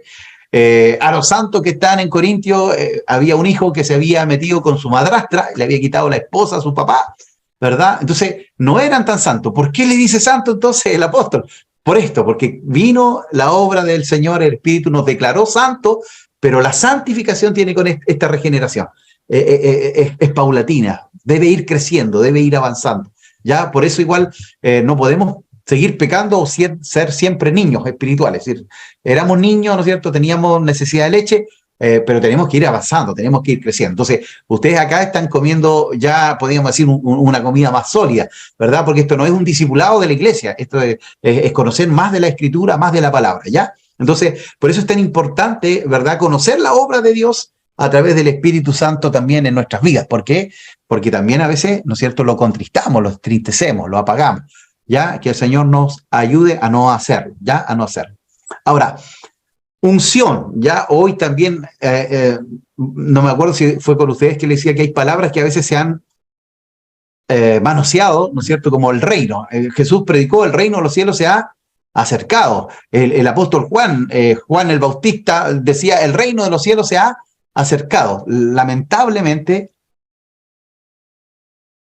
dentro de la teología de la liberación, no me acuerdo si se los comenté la semana anterior, pero la teología de la liberación fue un movimiento teológico que nació en Sudamérica, ¿ya? Y este movimiento de la liberación no tiene nada que ver con echar fuera demonios, porque no dice teología de la liberación, tiene que ver con no, la teología de la liberación tenía que ver, ¿verdad?, con que se señalaba que usted tenía que ¿no es cierto?, hablarle a alguien de Cristo, pero antes usted tenía que satisfacer sus necesidades físicas, es decir, o de comida, de ropa, de casa. Entonces, la teología nació muy bien, la teología de la liberación, porque en realidad, cuando viene Cristo, y eso está más que probado, a una civilización, a una cultura, a un país, puede ser muy pobre, cuando viene el Evangelio, ese país y el que conoce al Señor comienza a ser bendecido, comienza a ser prosperado. Pero la teología de la liberación se fue a un extremo, ya a llegar a decir que no podían haber cristianos pobres. todos tenían que ser ricos, ¿ya? Entonces eso no está en la Biblia, porque Pablo incluso dice, ¿no es cierto?, no me des mucho para que no me olvide, pero tampoco no me des poco para que te niegue, sino que dame lo necesario, ¿no es cierto? Y bueno, Dios siempre nos da más de lo necesario. Pero ellos llegaron a señalar eso, ¿ya? A señalar de que no podían haber pobres, y no sé dónde sacaron eso, ¿ya? Porque en realidad, hermanos, lo primero que tiene que satisfacerse en el hombre es la necesidad del alma, del corazón. Pero también sí, es importante, ¿verdad?, tener una acción, ¿verdad?, si veo que está en pobreza, si está en necesidad, de que podamos ayudar. Ahora, ¿qué pasó con la iglesia evangélica? Con esto, con la acción social, que quisimos desmarcarnos de la iglesia católica. Recuerde que la iglesia católica decía que usted para ser salvo tenía que hacer buenas obras. Y tampoco está bien, porque las buenas obras no nos van a salvar. Usted no se va a ir al cielo por ser bueno. Usted se va a ir al cielo porque tiene a Cristo en su corazón. Si usted no tiene a Cristo en su corazón, aunque entregue todo su dinero, ¿no es cierto?, y lo dé a los pobres, no le va a servir. Entonces, ¿qué pasó? La iglesia evangélica, cuando vio que la iglesia católica se preocupaba mucho del área social, ellos dijeron, nosotros no vamos a hacer lo mismo, ¿no? Se apartaron, pero fue un error, porque la iglesia siempre ha tenido, ¿no es cierto?, un rol social. Es más, los profetas, ¿no es cierto?, del Antiguo Testamento eran verdaderos, ¿no es cierto?, predicadores y que hablaban a los reyes, que le hablaban, ¿no es cierto?, a sus eminencias. Le decía, mira, a Juan le costó la cabeza porque él le dijo a Herodes, tienes que devolverle la esposa a tu hermano, tú estás con la esposa de tu hermano y eso es pecado, ¿ya? Y por eso le cortaron la cabeza. En el Antiguo Testamento muchos profetas fueron con los reyes y le dijeron, no están siendo justos, no están siendo honestos, no están siendo bien con la gente. Entonces, hay un rol social, pero no a ese extremo de que todos tienen que ser ricos, ¿ya? Eso también es un... Entonces, el reino lo tomó la teología de la liberación, ¿no es cierto?, y el movimiento de la prosperidad, ¿verdad? Y la palabra reino significa que traemos, ¿no es cierto?, a Dios a la tierra a través de nuestras vidas, a través de nuestras acciones, a través de nuestros hechos. Y también esto, la unción, ¿ya? Entonces hay algunos que tienen la unción, ¿no es cierto?, y que son como privilegiados. Y no, la Biblia dice que todos somos hijos de Dios, somos el pueblo de Dios, somos sacerdotes, ¿verdad?, para Dios, ya somos todos iguales. Y la unción significa la presencia del Espíritu Santo en la vida de cada uno de nosotros. Entonces, ¿cuál es la relación? Dice, entre la unción y la habitación. Dice, ocurre al mismo tiempo. ¿Qué cosa? La unción y que el Espíritu Santo viene a morar, ¿no es cierto? Tenemos la unción del Espíritu, pero con diferentes objetivos. La habitación es para traducir la presencia de Dios en la vida del cristiano, es decir, esa regeneración, esa transformación o esa santificación, ¿verdad?, que nos acerca al Señor. Y la unción es para capacitar al cristiano para ser enseñado, ¿ya? Para ser enseñado, ¿ya? Entonces, la unción tiene que ver, se da cuenta que nosotros más relacionamos la unción con el poder, ¿no es cierto? Ah, tengo unción porque se sanaron no sé cuántas personas, ¿verdad? Y no, la unción tiene que ver con capacitar al cristiano para ser enseñado, para conocer la profundidad de la escritura, de la palabra, querido hermano. Porque mire, qué bueno es que usted esté en el seminario, qué bueno que usted, ¿no es cierto?, esté en el centro de formación teológica, pero también yo quiero decirle que Dios también le habla a usted, que también usted puede ir, ¿no es cierto?, a la escritura, ir a la palabra, y el Espíritu Santo le va a mostrar cosas a través de la palabra. Pero estas herramientas que usted tiene le va a ayudar para no perderse, ¿ya? Para no apartarse del camino. ¿Por qué? Mire, les voy a contar, usted quizás ha escuchado alguna vez los niños de Dios, la secta Los Niños de Dios. Esta secta lo que hace es que dice que los niños y los jóvenes deben prostituirse y lo que ellos ganen en la prostitución deben entregarlo como una ofrenda. Porque tomaron el pasaje de Romanos, capítulo 12, que dice, os ruego por la misericordia de Dios que presentéis vuestros cuerpos en sacrificio vivo, santo, agradable a Dios, que es vuestro culto racional. Imagínense la hermenéutica de ese pastor que fue un pastor de una iglesia conservadora. Ni siquiera una iglesia yo le decía, que habían dos corrientes, la liberal y la conservadora. La liberal dice que los homosexuales son salvos y que se pueden casar y que las lesbianas también pueden tener, ¿no es cierto?, y ser salvos, que usted no necesita que casarse por la iglesia ni por el civil, porque lo que importa esa es la teología liberal. Usted puede juntarse nomás, no hay problema, porque lo importante es el amor. Los conservadores no, dicen no, porque hay que someterse a las leyes, primero terrenales, pero también a las de Dios, que ahí tiene que haber la bendición del Señor. Pero un pastor, imagínense, conservador, saca esta herejía y dice, como acá dice que tienen que presentar sus cuerpos en sacrificio, entonces vayan, se prostituyen y lo que traigan es para el reino de Dios. Imagínense qué aberración. Entonces, por eso ustedes están aprendiendo herramientas, también van a tener hermenéutica y ahí ustedes van a tener que comparar, porque, bueno, yo siempre cuento esto, cuando yo estaba en el liceo, era un poquito nerd, me corrí de clase y me fui a la biblioteca. Imagínense, correrse de clase para irse a la biblioteca, porque en ese tiempo no había Google, ¿no es cierto?, como ahora que usted busca, ¿no es cierto?, la información, y pedí un libro de ovnis. Y me acuerdo muy bien, ¿no es cierto?, que leí, empecé a leer el libro ovni y tenía base bíblica el libro, pues entonces decía Éxodo, capítulo 2, verso 4, parte A. Y a Génesis, capítulo tanto, y llegué a mi casa, hermanos, abrí mi Biblia y sí, pues los ovnis existen, pues.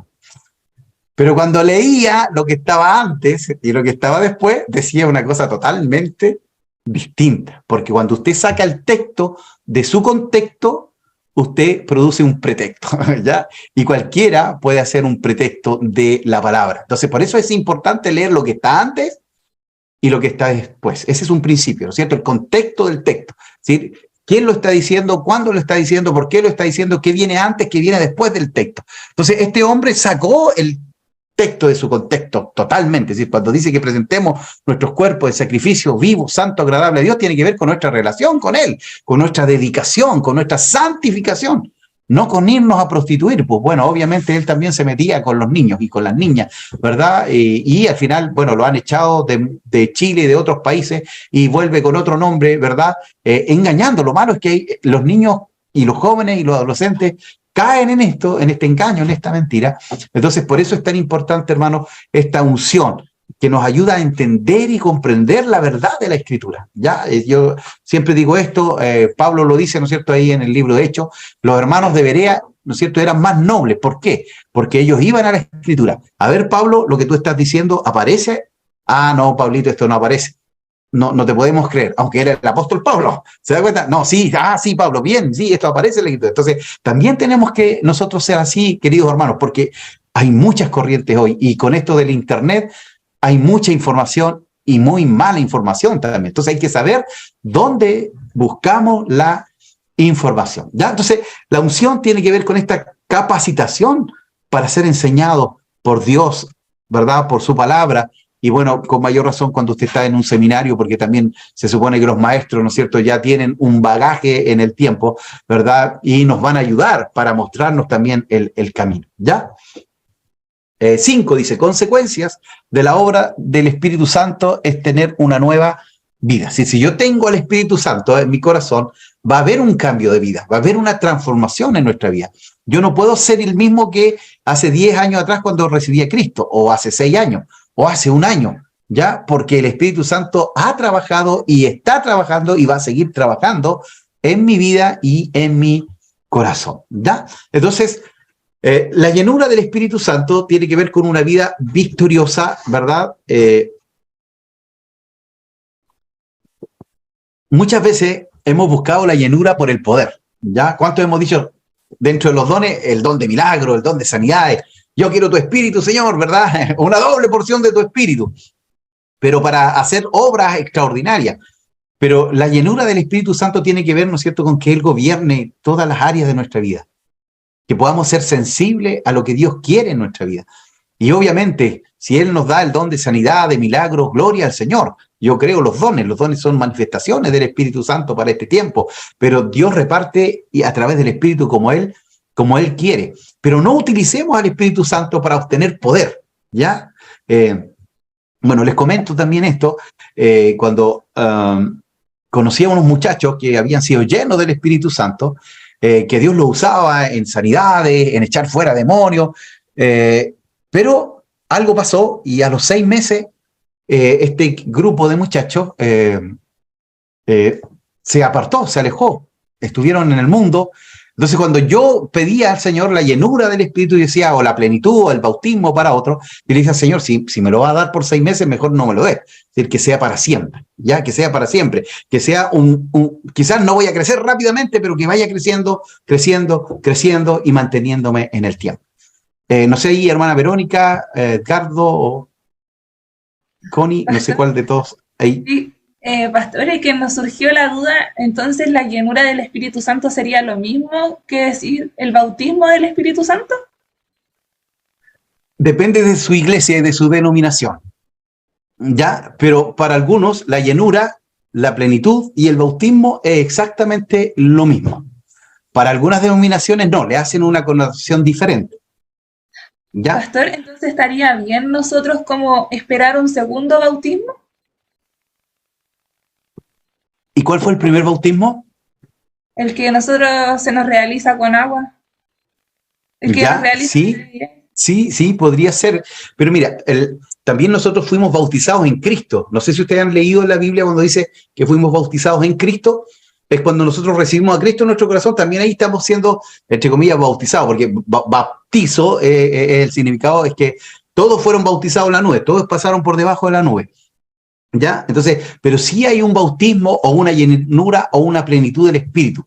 ¿Ya? Es decir, recibimos al Espíritu cuando recibimos a Cristo, pero también puede ser que en ese mismo momento venga o la llenura o la plenitud, o puede ser que pasen 2, 3, 4 años y ahí venga, ¿no es cierto?, porque usted lo desea, que significa en realidad el bautismo, la llenura, la plenitud, que usted sea controlado por el Espíritu, ser lleno del Espíritu.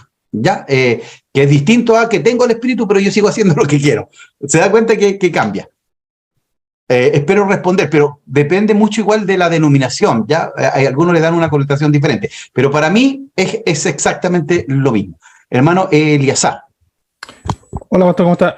Mire, respecto al tema del poder, yo tuve una experiencia un día en la noche cuando fui visitado por el Espíritu Santo y me dice, pídeme lo que quieras. Entonces yo vengo, fue como si algo que fluyó en mí, le dije yo, quiero poder. Y él me dice, ¿por qué quieres poder?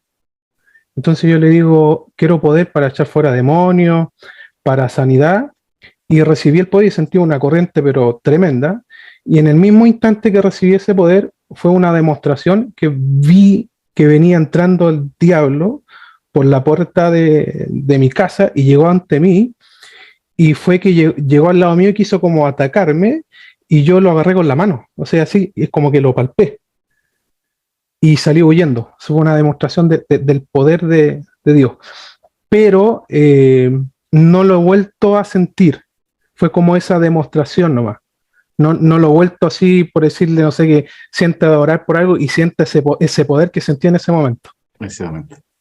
Amén. Gracias, hermano Eliazar, por compartir su experiencia. Bueno, mire, dentro del Nuevo Testamento están los dones, ¿no es cierto?, espirituales, pero están algunos también los dones ministeriales y los dones motivacionales, ¿ya? Entonces, ¿por qué? Porque los dones espirituales están en 1 Corintios capítulo 12, los dones motivacionales están en Romanos capítulo 12 y los ministeriales están en Efesios 4, donde habla, ¿no es cierto?, de apóstol, profeta, evangelista, pastor, maestro. ¿Ya? Entonces, algunos señalan también, ¿no es cierto?, que los dones, tanto los motivacionales, los ministeriales y los espirituales, están ahí para que nosotros los pidamos. Pero el Espíritu los reparte como Él quiere. ¿Ya?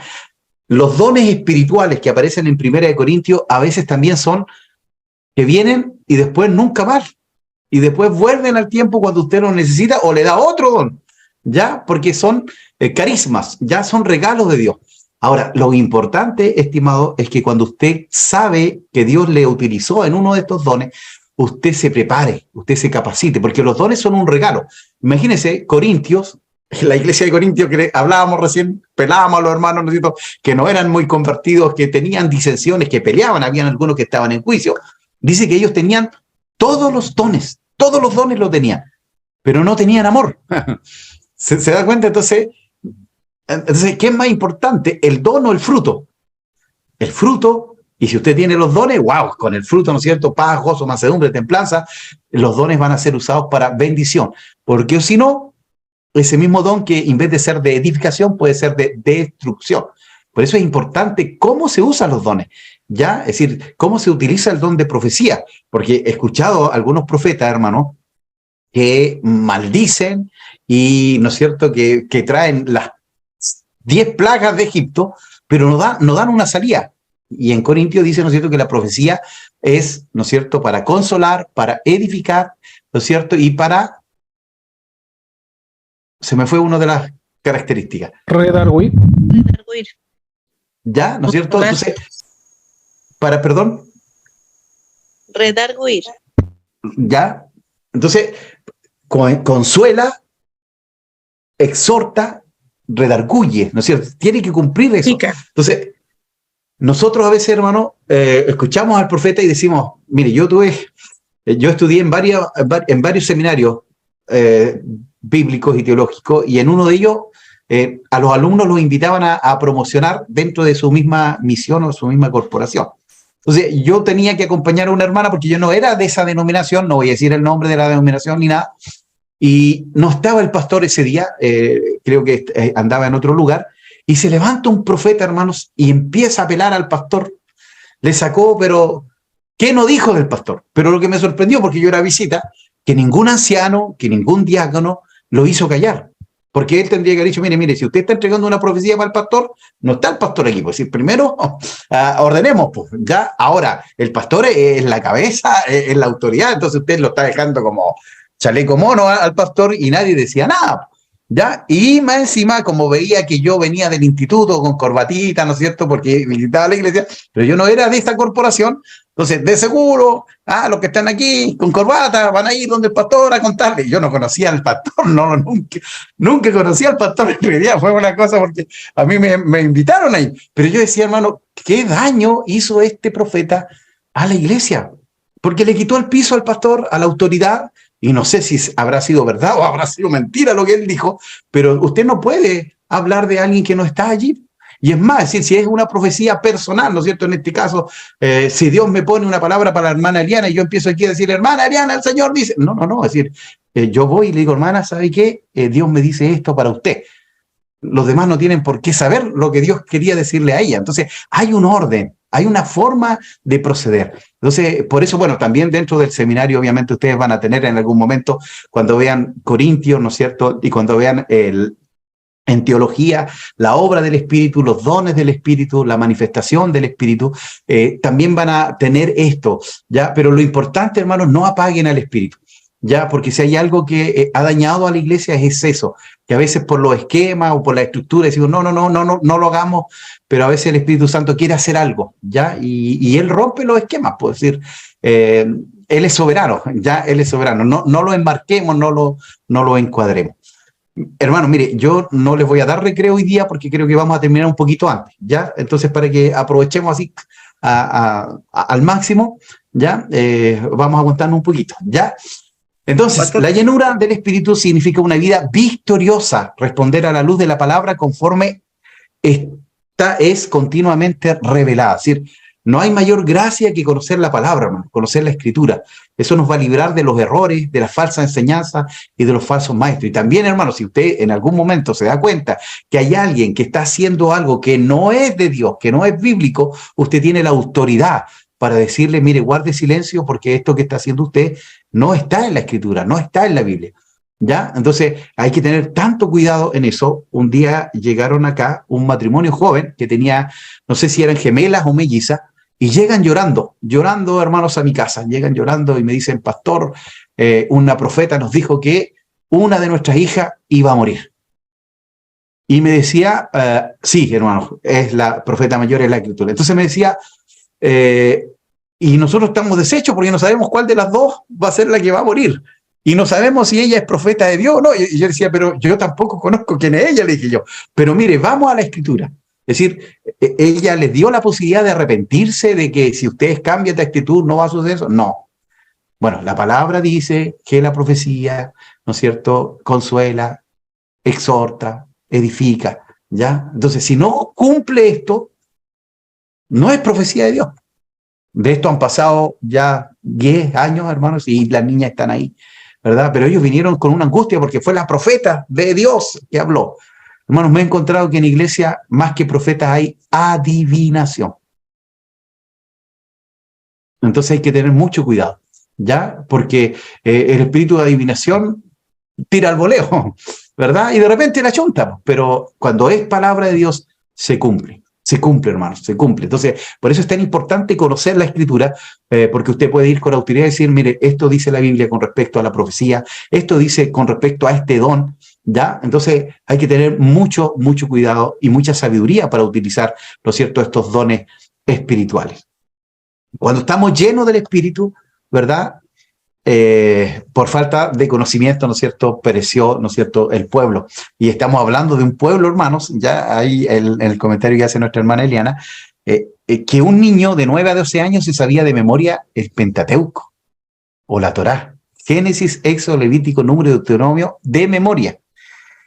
Y aquellos, ¿no es cierto?, que pasan, ahí vamos a comentar lo que dice el hermano Nelson también, y aquellos que eran discípulos de un rabí tenían que aprenderse de memoria todo el Antiguo Testamento. Y la Biblia dice, ¿no es cierto?, que el Señor le dice, ¿no es cierto?, te equivocas porque ignoras los mandamientos. Y se lo dice a tipos que se sabían la Biblia de memoria, todo el Antiguo Testamento. Entonces, que el Señor nos ayude, porque entre más conocemos de la palabra, somos más responsables. Y bueno, nuestro hermano Nelson decía, ¿no es cierto?, que se ha encontrado ahí con chamanes pentecostales y espiritistas. Sí, efectivamente, ¿no es cierto?, ha pasado eso, hermanos.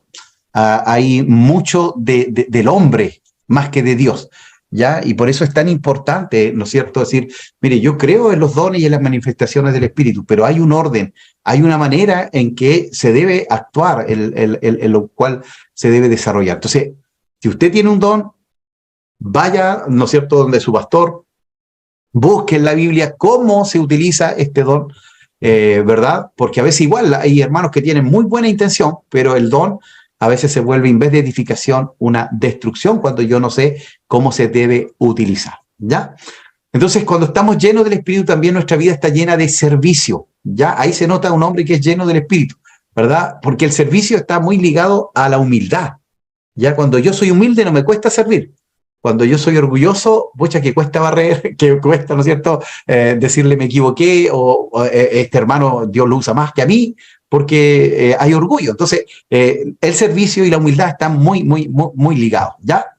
Y bueno, otros ministerios del Espíritu Santo, enseñanza, ¿no es cierto? Él recordará todo lo que el Señor dijo, pero usted tiene que leer la Biblia, porque si usted no lee la Biblia, Dios no le puede recordar lo que usted no ha leído, ¿ya? Entonces, por eso es tan importante conocer la palabra, ¿no es cierto?, la enseñanza.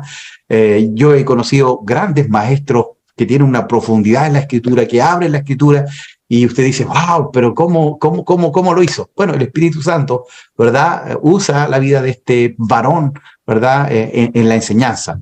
También en la intercesión. ¿Cómo hemos de pedir? No lo sabemos, pero el Espíritu intercede con gemidos indecibles, lleva la mejor oración delante del Señor. Por eso, qué bueno es, ¿no es cierto?, porque cuando oramos a veces nosotros andamos medio perdidos en nuestra oración, pero el Espíritu lleva la oración correcta y necesaria delante del Padre, ¿ya? Identidad igual, hermanos, ¿ya? ¿Quiénes somos en Cristo? ¿Quiénes somos estando en Él? ¿Verdad? ¿Qué es lo que Él quiere? Tenemos claridad, tenemos perspectiva. Yo tengo un mensaje que se llama ¿para dónde va la micro? Porque cuando usted se sube a una micro, ¿no es cierto?, usted primero ve el número, la letra, ¿no es cierto?, y para dónde va, porque usted va a un lugar. Entonces hay muchos cristianos que se han subido a una micro y no saben para dónde va la micro. Es decir, se subieron y ahí van, ¿no es cierto?, y que venga lo que venga. Y no, pues si tenemos la palabra, tenemos la Escritura que nos puede guiar, que nos puede orientar, ¿verdad? Y darnos cuenta, hermanos. Mi esposa estaba dando clase en un seminario de sectas comparadas y de repente un hermano dijo, uy, ¿sabe qué me acabo de dar cuenta? Que yo estaba en lo solo Jesús. Imagínese, llevaba no sé cuánto tiempo en la iglesia y recién se había dado cuenta que había estado en una secta cuando empiezan a aparecer las cosas y las características allí. Y hermanos, cuidado, mire, la secta, una de las primeras, ¿no es cierto?, indicios de que usted está en una secta, cuando usted lo sacan de su familia, de su entorno, ¿ya? Y a veces, igual como evangélicos, a veces hemos sacado a nuestros hermanos y no, Cristo viene a transformar para que cambiemos toda la familia, ¿no es cierto?, con la ayuda del Espíritu Santo. Entonces, a veces igual, cuidado, por eso a veces la gente no quiere el evangelio, dice, no, yo tengo un primo, yo tengo un tío que se fue a la iglesia y nunca más lo vimos. Entonces, nosotros estamos en el mundo, no somos del mundo, pero somos luz del mundo. Es decir, ¿cómo van a conocer ellos al Señor si nosotros no somos capaces de demostrarlo? ¿Ya? Identidad y bueno, también convencimiento. convencimiento. Ya ese convencimiento lo hace el Espíritu Santo, ¿no es cierto?, de que somos hijos de Dios. Él da testimonio, ¿no es cierto?, al otro, ¿no es cierto?, de que somos hijos de Dios. Bueno, también, ¿no es cierto?, dentro de la doctrina está de los ángeles o angelología, ¿verdad? Angeología, ya que es una rama de la teología que estudia también, aparte de los ángeles del cielo, los ángeles caídos, ya los demonios, ¿verdad? Y bueno, ahí, ¿no es cierto?, un poquito sobre Satanás. Mire, a veces, hermanos, hay gente que se mete tanto en saber cómo es Satanás que se olvida en cómo es Dios. Primero tenemos que saber quién es Dios, su grandeza, su poder, su autoridad, ¿verdad? Pero tampoco podemos ignorar al enemigo y cómo él trabaja, ¿ya? Entonces, pero no irnos a un extremo, ¿no es cierto? Que se me cae una cuchara y le echo la culpa a un demonio. No, a veces, pobre diablo, dijo alguien por ahí, porque le echamos la culpa a todo al diablo y a veces el diablo no anda ni cerca. ¿Ah? Pablo también lo dice. A veces por nuestras propias concupiscencias que pecamos. No, el diablo me tentó. No, si a usted le gustó y usted buscó la ocasión. Entonces, también tenemos que ser responsables. Pero aquí también nos habla un poquito de eso, ¿no es cierto? La personalidad de Satanás posee emociones, ya Satanás toma venganza.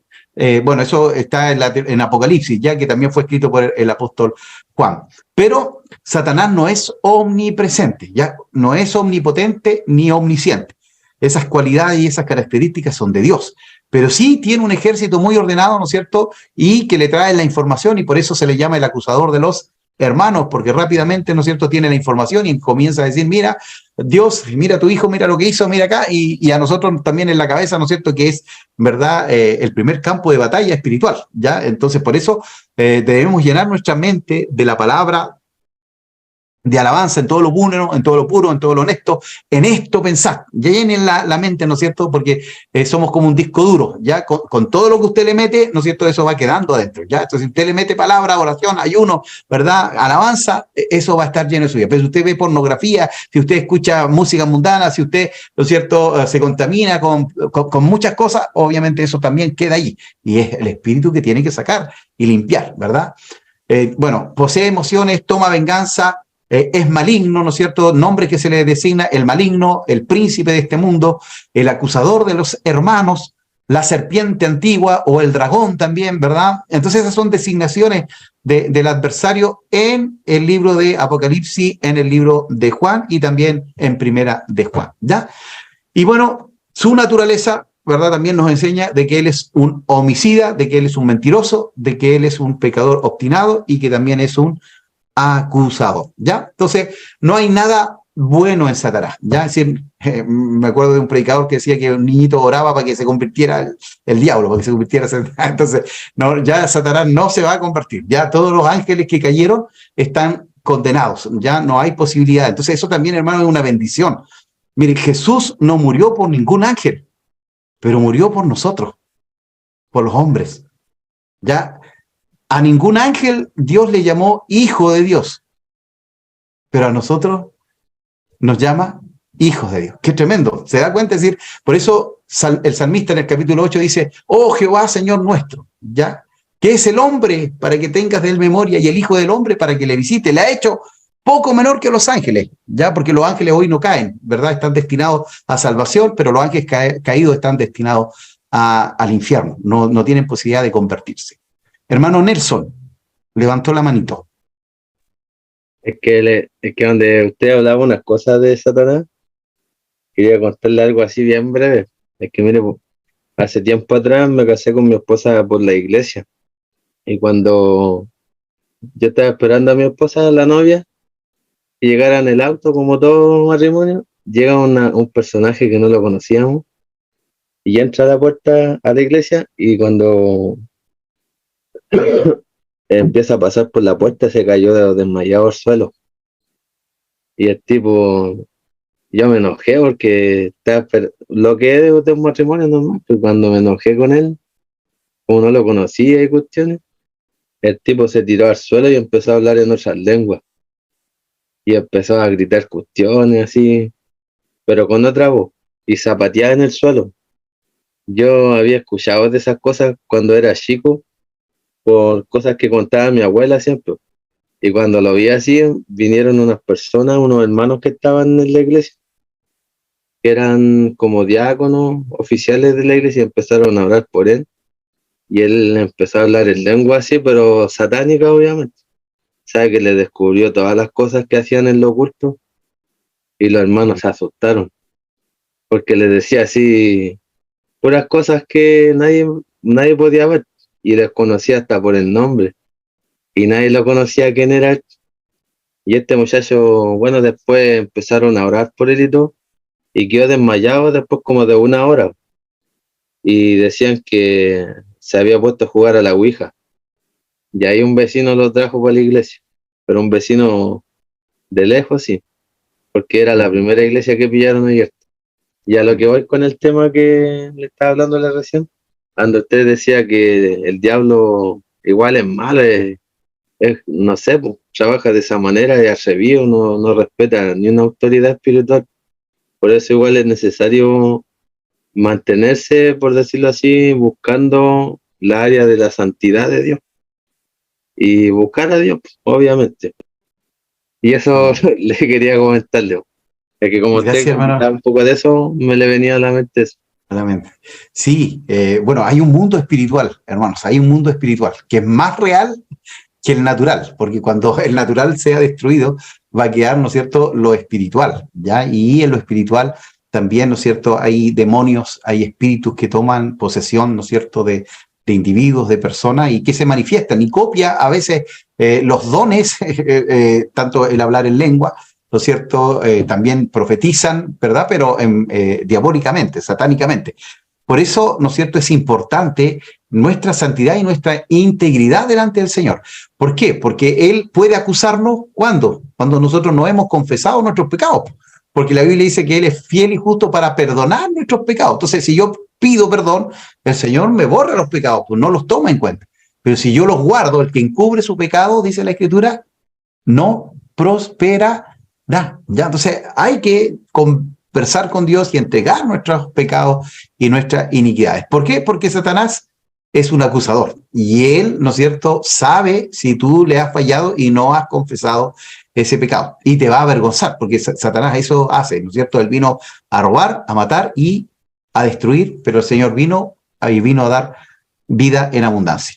¿Ya? Aquí tenemos también los juicios de Satanás, ¿no es cierto?, que fue juzgado en la cruz, que fue expulsado del cielo, que, ¿no es cierto?, confinado en el abismo al comienzo del milenio, arrojado al fuego y azufre. Bueno, esa es la condenación que le espera, ¿no es cierto? También va a ser echado al fuego.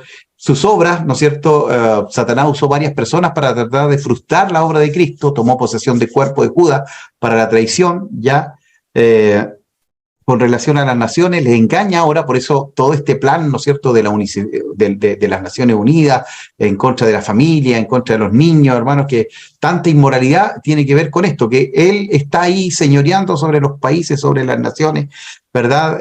La reunirá para la batalla de Armagedón también, con relación a lo incrédulo, usa hombres para oponerse a la obra de Dios, y con lo relación a los cristianos, acusa y calumnia, incita a que sean perseguidos, ¿ya? Que la iglesia sea perseguida.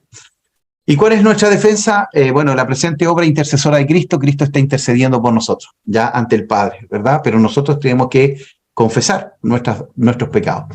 También discernimiento, Dios nos va a dar discernimiento espiritual, que es la capacidad, ¿no es cierto?, de darnos cuenta cuando algo o alguien está actuando, ¿no es cierto?, por Dios o por un espíritu de mentira, de engaño, ¿ya? Entonces, también ese es un don muy hermoso, ¿no es cierto?, el don de discernimiento, poder discernir, ¿verdad?, entender si es de Dios o no es de Dios lo que está pasando. Doctrinas de demonios, dice la actividad de los demonios, tratan de frustrar el plan de Dios. El destino de los demonios, bueno, algunos que andan sueltos fueron arrojados al abismo y otros están confinados, serán soltados durante la gran tribulación. ¿Ya? Entonces, mire, todo eso lo encontramos dentro de la teología de Juan, ¿no es cierto?, tanto en Apocalipsis, primera, segunda, tercera de Juan y el Evangelio de Juan. Por eso los tocamos igual, ¿verdad?, aunque algunos, especialmente de Satanás, están más metidos ahí en Apocalipsis. ¿Ya? Así, queridos hermanos, con esto hemos terminado nuestra clase, ya hemos acabado el Evangelio de Juan. Ustedes tienen el material también allí que está muy ordenado, ¿no es cierto?, con todos los capítulos, con autoexámenes, ¿verdad? Entonces tienen mucho más todavía que extraer, pero hoy día, ¿no es cierto?, terminamos con este PowerPoint Y la tarea, ¿no es cierto? Hicimos ya una tarea que fue evaluada, que ustedes tenían que mandarme con respecto al logo. Si alguien por casualidad no lo envió, ¿no es cierto?, trate de enviarlo porque esa es una nota. Y la otra nota, ¿no es cierto?, tiene que ver con esta media hora que dejábamos, ¿no es cierto?, para que usted hiciera un resumen de las 4 clases, porque la primera, ¿no es cierto?, fue una inducción, donde mi esposa también les dio solamente el plan de curso. Entonces serían las últimas 4 clases nomás que usted tiene que hacer, ¿no es cierto?, ese resumen. Ha sido muy grato poder haber estado con ustedes. Espero también, ¿no es cierto?, que hayan podido entender, ¿no es cierto?, y que haya podido ser claro, ¿verdad?, en lo que pudimos ver, porque en realidad en 4 clases el Evangelio de Juan tiene mucha más riqueza, ¿verdad?, pero se dan herramientas. Usted puede ir un poquito más allá, ¿no es cierto?, y buscar más del Señor. Así que vamos a orar, hermanos, y después voy a dejar un tiempo, ¿no es cierto?, si alguien quiere decir alguna cosa, también lo vamos a hacer. Ya, oramos al Señor en esta hora. Padre, gracias te damos por tu amor, por tu fidelidad, por este tiempo. Gracias por cada uno de mis hermanos que apartó cada día lunes, Señor, para poder entender y comprender de tu palabra, Señor, de este evangelio, del corazón del apóstol Juan y también del corazón de Cristo, porque en realidad a través de Juan pudimos darnos cuenta que tú eres Dios, Señor, y que cada una de las señales, que cada uno de los yo soy, nos mostraban claramente que tú eres Dios. Bendice, Señor, a mis hermanos en todas las materias que vienen a continuación, que ellos van a estar allí para que también tú les des gracia, tú les des sabiduría y conocimiento, puedas bendecir sus familias, puedas bendecir las congregaciones en las cuales ellos están, que, Señor, cada día puedan crecer en el conocimiento y en la gracia de nuestro Señor. Gracias por este tiempo, gracias por este momento. Oramos en el nombre de Jesús. Amén y